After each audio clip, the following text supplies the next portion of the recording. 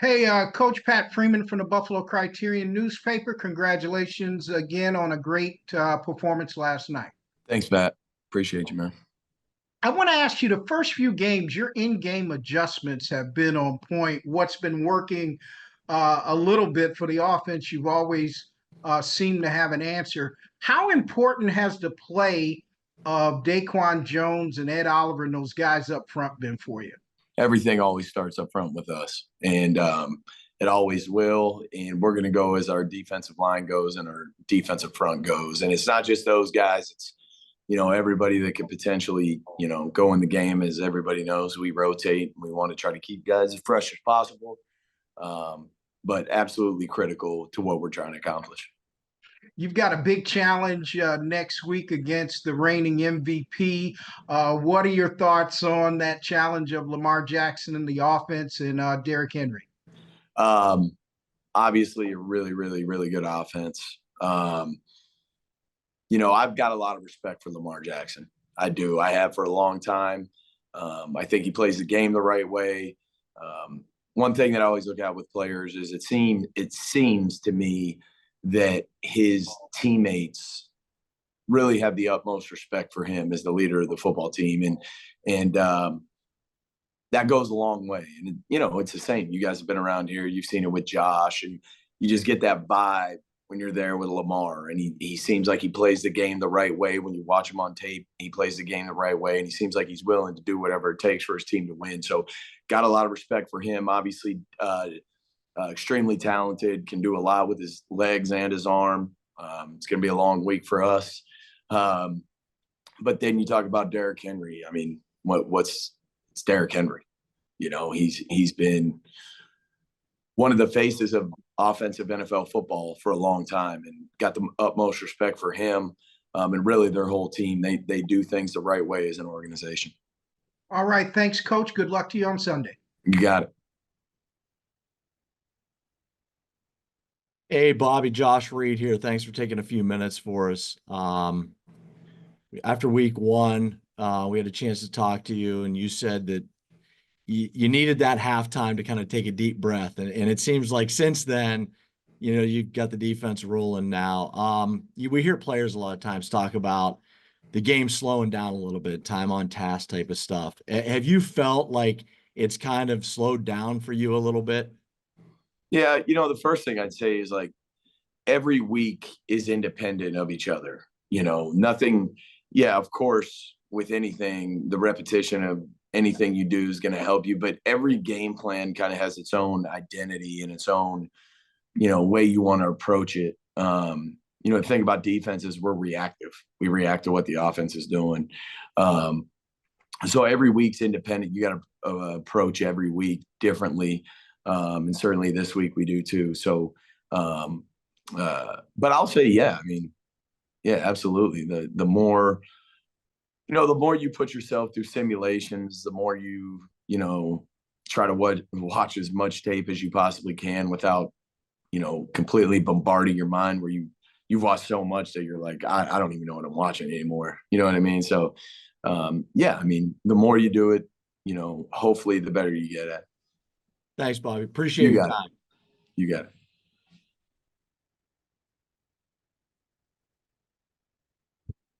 Hey, Bobby. Obviously you have Lamar Jackson and Derrick Henry coming up here. In Tennessee, Henry into Alabama, Henry liked to kind of get behind the quarterback, whether it was with a fullback or not, and kind of get going downhill a little bit or on stretch plays. But Baltimore uses the gun a lot. How does that impact things, based on what you want to do, whether if you want to get heavy to stop Henry, that's tough because you have Lamar Jackson in there and he's still a threat to run or throw, or, if you're light, then you have, a big back like Derrick Henry. Yeah, you got to account for a lot of things. You got to account for a lot of things with these guys. Obviously they really did a great job establishing the run this past weekend. But there's a lot you got to deal with. So you just got to come up with the best plan that you think can stop or can at least limit what they do best. And that's what we're trying to get to. with Vaughn last night, I think his sack, it looked like he turned back the clock a little bit there, with his get off. How has he been able to kind of manage himself playing, 25, 30 snaps a game? I mean, it's probably tough for a guy who's played, 50, 60, 70 over the course of his career. Yeah, you know, I think Vaughn approaches it the right way. He's a pro. He makes sure he knows what it takes to make sure he's ready to go on Sundays. And, I'd say that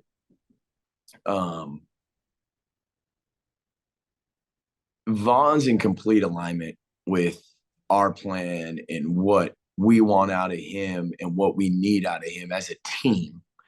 And, he's embraced that. And that's a true team player. And Vaughn's been nothing but, has done nothing but embraced, his role. And he knows, his age and all those things. And he's not a spring chicken. I'll give him a plug for his chicken farm. But he's completely embraced his role. He's done a great job with it. He's prepared himself for that role. And hopefully we can continue to see the results that he's had. And then obviously you've been around Sean a long time, going back to when you first started working with him in Carolina. How has the secondary play kind of involved in his scheme from that point to what you guys are doing right now? Because you guys are consistently among the league leaders in fewest touchdown passes allowed and most interceptions. Yeah, it's just, I think you used the word evolve. It's just constant evolution of how you play the game. And constant evolution of how the game is actually being played offensively and how you counteract that. So I've said it before. I think that's one of the things Sean is really embraces is us evolving, and he's constantly making sure, we're on track with what's evolving in this league and what really, helps you win, and you just said it, not giving up big plays and taking the ball away is always going to help you win games. That's never going to change. So, credit to him and his embracing of the evolution of the game of football. The fact that you guys are head and shoulders above everybody else in a lot of those categories, big play categories, is that the right players in the right system, or is it players? I think it's a mix of everything. And making sure that guys know what the strengths and weaknesses of every defense is, and if they are gonna, potentially complete a ball, where we'd want that ball completed, and those type of things. There's no defense that's going to stop everything.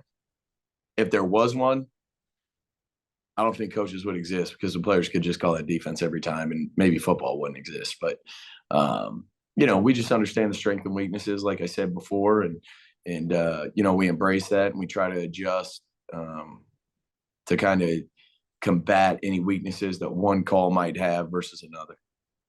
Thanks. Got it.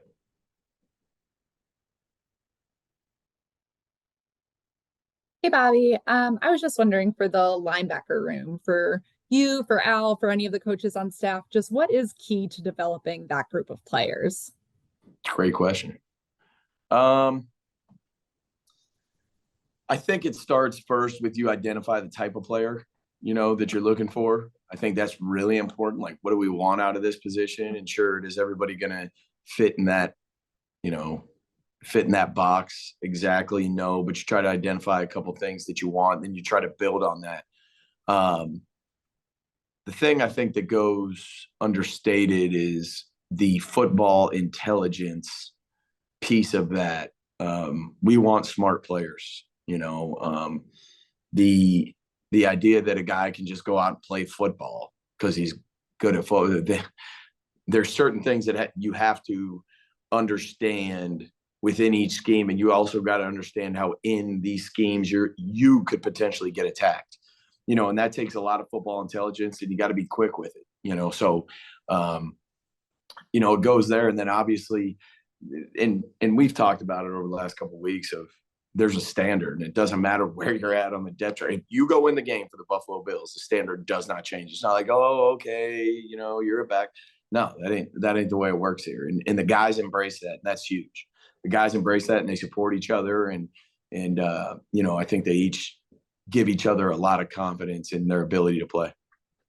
And then as you guys have shifted roles around the defense, you know, now that you're in this role, what's it like working with Al? Maybe a bit more with linebackers. I don't know if it's more than last season or kind of how his role played out last year, but just what's it like working with him? Well, I tell the linebackers all the time that finally they got a real linebacker coach.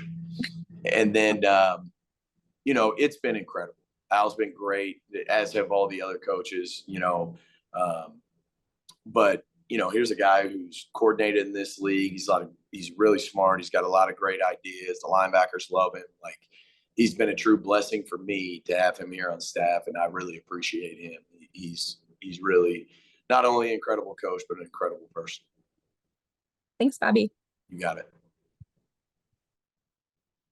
Hey, Bobby. If I could, I don't know if I'm maybe somebody said it already. What does SFP stand for on the hat? It's just a hat. Oh, The hat? It's one of our deals on our philosophy. Smart, fast, and physical. You know, you've heard us talk about it before. So we had these made for the guys. Said if you believe in it, wear it. If you don't, give it back. Cool.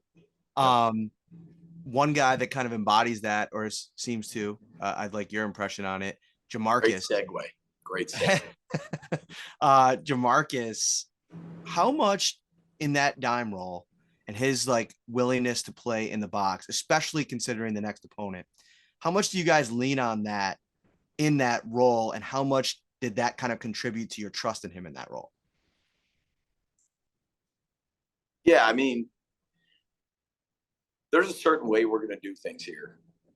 And if you're not of the right makeup and you're not willing to do the things that we need to be successful as an organization, you know, the truth is you're probably not going to be here. And Jamarcus is one who's exemplified the idea of, this is how we play here. This is what I need to do to make sure I can carve out a role or a niche for myself. And he's done a tremendous job of doing that. And, you know, a big thing for us is trust. And he's a guy we can trust. He's a guy that we know what his intentions are every play.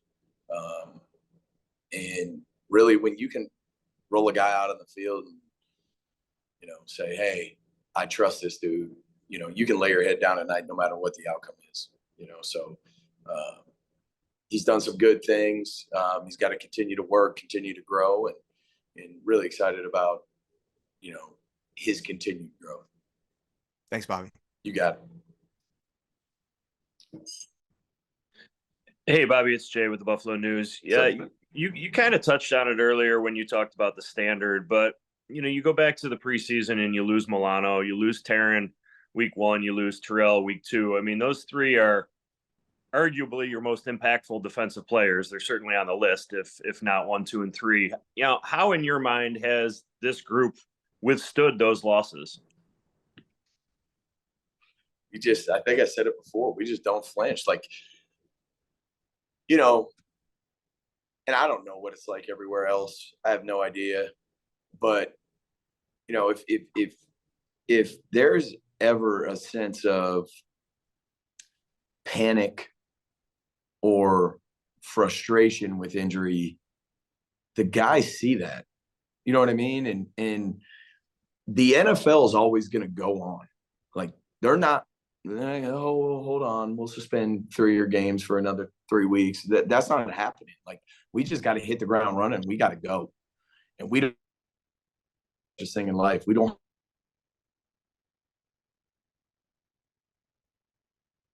And that's what our assistants do a great job of, is having those guys ready to play.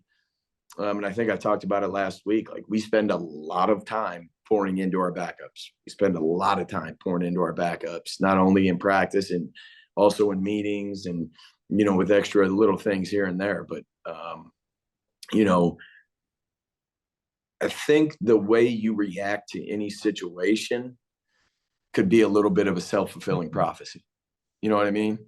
So we just move on, next man up, hey, when's this guy going to be back potentially? And hey, okay, you got to roll. That's it. That's it. There's nothing. And they know what the deal is. They don't want to let their teammates down. So they're going to go in and give their best effort. With Cam, Dorian, Balin, these are all guys that have been around. Does that familiarity help in this way as well? Yeah, I think that for sure does. I mean, seeing the same faces every day, being around the guys in the locker room, not just in the meeting room, but in the locker room, you really get to know guys, and you get to know what they're about and what kind of makes them tick and those type of things. So, you know, when you talk about a brotherhood, that's really what it comes down to, right? Spending your siblings, your family, you spend a lot of time with. Well, that's truly what these guys are to each other. They're family, and they don't want to let each other down. Well, thanks, Bobby. You got it. Hey, Bobby. Going off Jay's questions, I was curious, you mentioned watching film and all that kind of thing, but what do you tell guys who are backups and like trying to stay ready? They don't get that practice time, but like, what do you tell them to do? Like, what are you having them do behind the scenes to stay ready? Are you saying what do we physically do, or like what am I actually speaking to them? Both would be great. I don't say much to them. I don't say, hey, you got this. Let's go. You know, and you're ready, you know.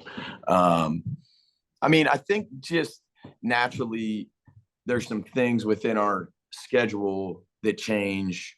There's some little unique offshoots of things, maybe when a guy's not on special teams, that they do that, you know, when you guys are at practice, you see while we're at special teams that starters go do the jugs. Well, we just fill right in behind, and you know, it's they kind of know what the process is here that's been the same for eight years.